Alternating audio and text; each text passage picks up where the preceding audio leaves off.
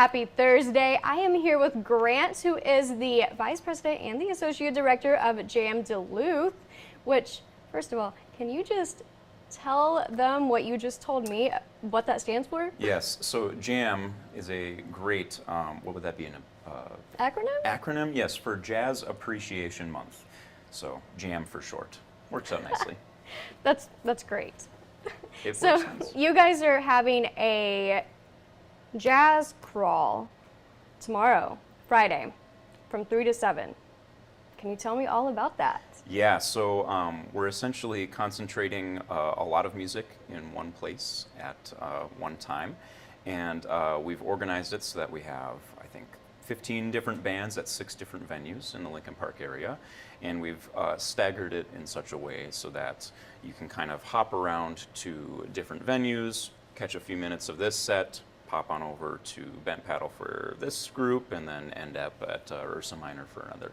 It's going to be a lot of music happening all at once. Yeah. Is there a reason that you guys decided to localize it in the Lincoln Park area? I think it's a great concentration of venues that have space to kind of host that thing.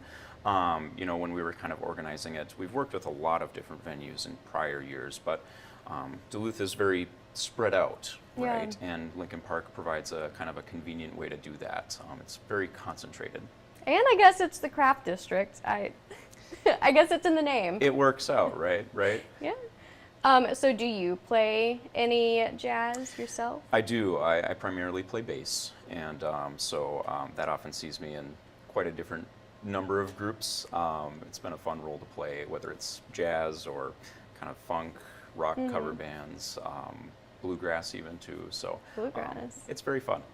Yeah. And April is Jazz Appreciation Month.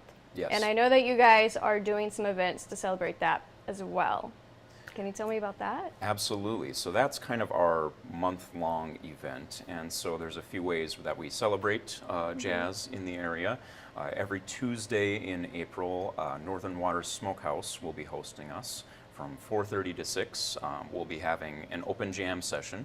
So there will be a house band playing there, and kind of one of the main things about the tradition of jazz is that it's an improvised music. So we'll open up the stage to the public, and they can bring a horn and say, hey, we're going to play this tune, and basically you create music with strangers on the spot. It's a lot of fun. Creative minds all come together. Yeah, and so then in addition to those jam sessions, Thursdays, Duluth Cider will be hosting a lot of events for us, mostly big band events. So that's with local area schools and some professional groups within the area. And then on Saturdays, we'll be having some larger, more professional acts coming from, you know, the Duluth area, but also bringing up some talent from the Twin Cities area, as well as some fantastic groups from Eau Claire to kind of celebrate everything that's here. And you did say that, so the jazz crawl was kind of inspired by an event that Eau Claire has. Yeah, so Eau Claire also does a jazz crawl, and many of us on the board and have been to that event several times and really enjoyed it, and are good friends with a lot of the folks down there. So it's a great event, and we've drawn a lot of inspiration from it, and we're happy that we can kind of have some of that up here too.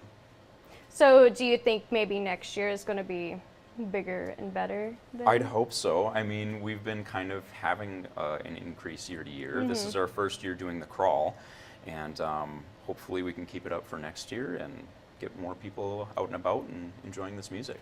So with the jazz crawl in particular, who do you think should come out and see it? Is it for all ages, or who's it for? Absolutely.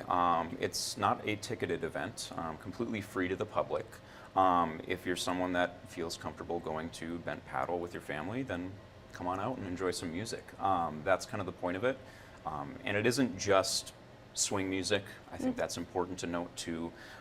We're kind of celebrating jazz as a tradition and its influence on a lot of the popular music we listen to today.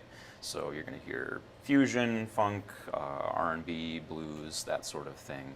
A lot of different types of music that have that in it. And I know that you guys are having something down at Weber Music Hall afterwards, which isn't necessarily part of the events. Can you just tell me about that? Yeah, absolutely. So, Head of the Lakes Jazz Festival is a large festival that UMD puts on every year, and that brings in a lot of different area schools to kind of compete and, Oh, get adjudicated for the day. It's like a large group competition, essentially. And as part of that tradition and event, they bring in guest artists. And this year they have Ingrid Jensen joining us over at UMD. She's a phenomenal trumpet player and actually was at UMD a few years ago now. And so it's nice to have her back. And so the kind of idea with this lining up is that hopefully we can encourage and kind of usher people on over to that event. It is ticketed. I haven't checked ticket availability in a little while, but that's over at Weber Music Hall, and I'd love to see you all there too. yeah. So one last thing, what are you most excited for? Really what I'm most excited for is the opportunity to get younger students up and playing this music in different venues than they normally play. I think a lot of times, if you're a student in jazz band, you see another concert on the schedule and you go, oh great, it's an auditorium, we're playing to just a silent audience in a hall. This is a little bit different.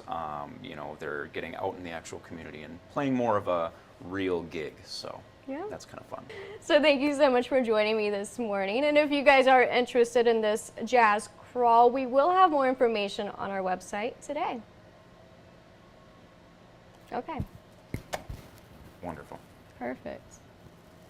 Because there will be an article, but I don't know